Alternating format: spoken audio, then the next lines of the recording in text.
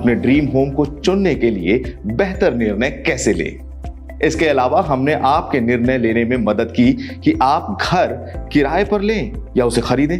आज इस वीडियो के जरिए हम आपको बताएंगे कि आपको अपने घर के सभी खर्चे मिलाकर कुल कितनी कीमत अदा करनी होती है।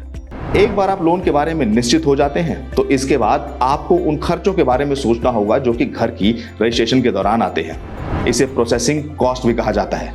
ये थोड़ा थका देने वाले और काफी समय लेने वाले होते हैं। ऐसे में इसके बारे में आपको पहले से जानकारी होना जरूरी है। तो आइए जानते हैं इनसे जुड़े कुछ महत्वपूर्ण पॉइंट्स। पहला, ब्रोकरेज। अगर आप एक ब्रोकर के द्वारा कोई घर ले रहे हैं तो आपको यह पता होगा कि ब्रोकर की फीस भी आपके घर खरीदने के बजट में जोड़ी जाएगी। अधिकतर ब्रोकरेज 1 से 2% तक फीस लेते हैं, हालांकि कुछ ब्रोकर इससे ज्यादा भी चार्ज कर सकते हैं।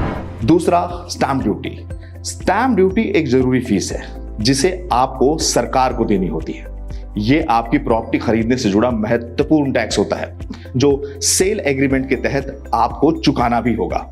स्टैंप ड्यूटी आपके घर की कीमत का 5 से 7% तक हो सकता है। यह निर्भर करता है कि आप किस राज्य में रह रहे हैं। ये चार्जेस अर्बन से रूरल एरिया में अलग अलग हो सकते हैं। कुछ राज्यों में महिलाओं के नाम पर प्रॉपर्टी रजिस्टर करने पर 1% तक की स्टैंप ड्यूटी को माफ किया जाता है।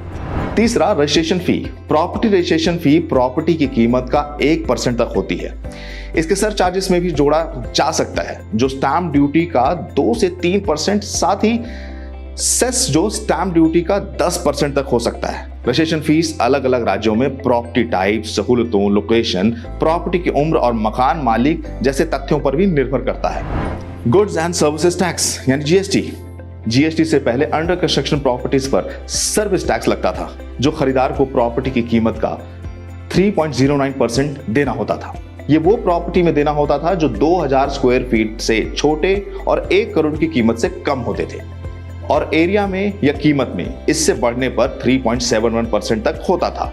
कुछ राज्यों में ये प्रॉपर्टी की कुल कीमत को 1% वैल्यू एड टैक्सेस यानी कि वैट के रूप में भी वसूला जाता था। हालांकि अब ये टैक्स जीएसटी के तहत चार्ज किए जाते हैं, जिसमें अफोर्डेबल हाउसिंग के तहत अब 45 लाख से कम कीमत वाले घरों से केवल 1% जीएसटी वसूला जाता है।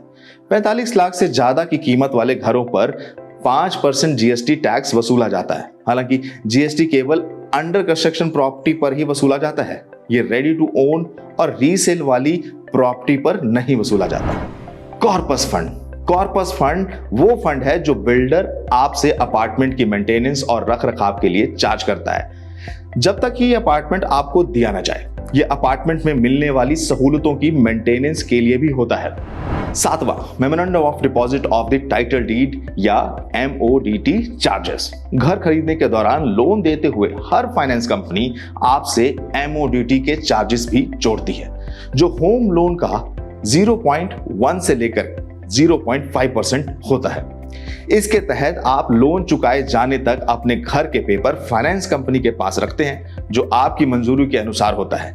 भविष्य में लोन नहीं चुकाने पर फाइनेंस कंपनी इन घरों को बेचकर अपना पैसा लेती है। आठवां, legal and documentation charges. Registration और स्टैंप ड्यूटी के साथ बिल्डर आपसे डॉक्यूमेंटेशन और इसके सही तरह के किए जाने को लेकर चार्जेस भी शामिल करेगा। इस चैनल में रहना रेंट फ्री है, तो जरूर इस चैनल को अभी सब्सक्राइब करें। घर खरीदना एक सुनहरा और दिलचस्प अनुभव होना चाहिए। हम आपके इस सफर को यकीनन खूबसूरत, दिलचस्प और लाभकारी बनाएं जो आप डिजर्व भी करते हैं। Thanks and good bye.